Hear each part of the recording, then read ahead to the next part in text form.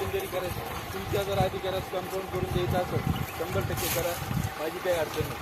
तुम्ही फक्त कायदा सुव्यवस्था राखण्यासाठी झालेले आणि ठीक आहे ना, काही अडचण नाही.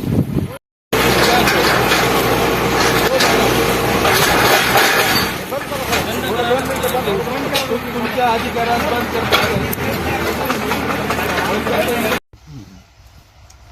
आता यावर आम्ही जिल्हा याच्यामध्ये अपील केलेलं आहे.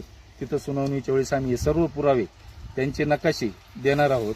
आमच्या खोट्या फायनी याच्यावरती सह्या घेतलेल्या आहेत. अडणी आई वडील असल्यामुळे इथे मी बाहेर नाशिकला असतो. तर आणि एक वाद मिटावा या हिशोबाने आम्ही ह्या गोष्टी करून घेतल्या. 2 फूट 4 फूट जाऊ द्या, पण वाद मिटला पाहिजे या हिशोब.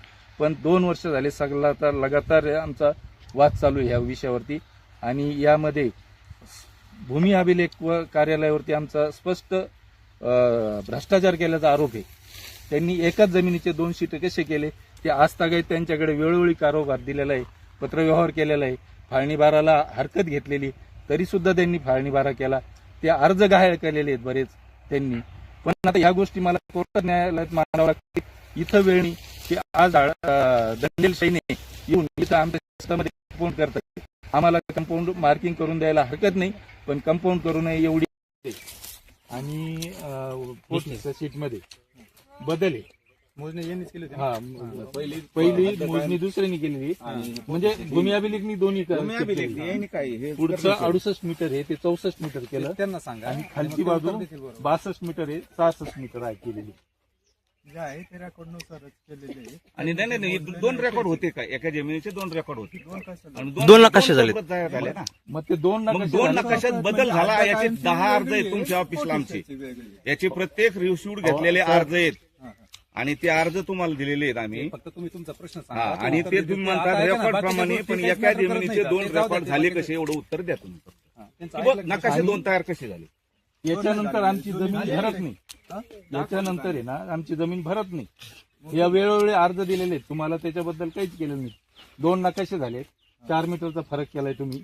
वरती 4 मीटर वाढवलं, खाली 4 मीटर कमी केलं. असेल तर त्यांना त्यांचा काय आरोप आहे? त्यांचे जे अधिकाऱ्यांचं शीट आहे त्याच्यावरच फोटो झालेलं आहे. पण ते आरोप करतात की तुम्ही ते बदललाय, तो ते सीटच बदललंय तुम्ही, असं ते आरोप करतात. काही नाही, तेच आहे का? पण त्यांनी त्याच्यावर ऑब्जेक्शन घेतलं होतं ना. त्यांनी वेळोवेळी पत्रव्यवहार केला तरी तुम्ही ते हे केलं नाही. उत्तर वरिष्ठ देतील, मी थोडी ना. ते आता हे जे तुम्ही ऑफिस देईल ना, हे जे मार्किंग करताय तुम्ही करून देताय त्यांना दिशा दाखवायला आलोय फक्त. बरं, दिशा दाखवायला समोरची पार्टी ते कंपाऊंड करतायत. कंपाऊंडचा माझा संबंध नाही, ते बेकायदेशीर ते त्यांचा विषय आहे. माझा लहान भाऊ हरी पांडुरंग घुले, हे माझे वयोवृद्ध वडील पांडुरंग माईंजे घुले आणि ती आई भाऊजाई वगैरे इथं आहेत.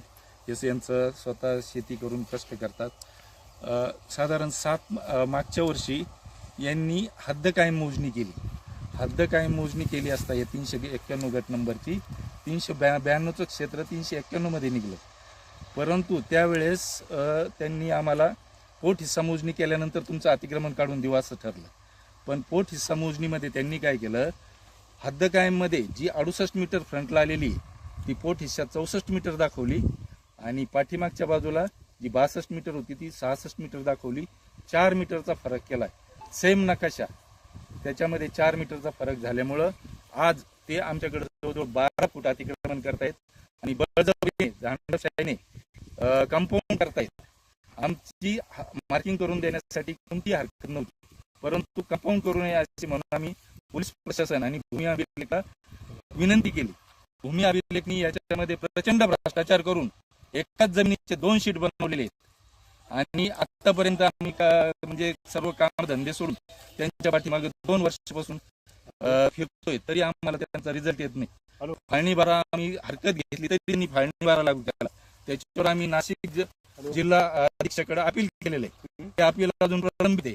पाथर्डी माननीय पाथर्डी न्यायालयात सुद्धा अपील आहे, ते सुद्धा प्रलंबित आहे. तहसीलदार प्रांताकडे सुद्धा आम्ही तक्रार दावे दाखल केले, ते सुद्धा प्रलंबित आहे. आम्हाला इथं हद्दी खुणा दाखवायला त्यांच्या डिपार्टमेंटची कोणतीही अडचण नाही. पोलीस प्रशासनाला अनधिकृतपणे आमच्या हद्दीत कंपाऊंड करत आहेत. ते कंपाऊंड करू नये यासाठी आम्ही त्यांना अर्ज घेण्याचे 1 तासापासून विनंती करतो. परंतु ते अर्ज घेण्यास नकार देतात, पोलीस स्टेशनला आणून द्या म्हणतात आणि एकतर्फी काम करताना दिसून येतं. अँगल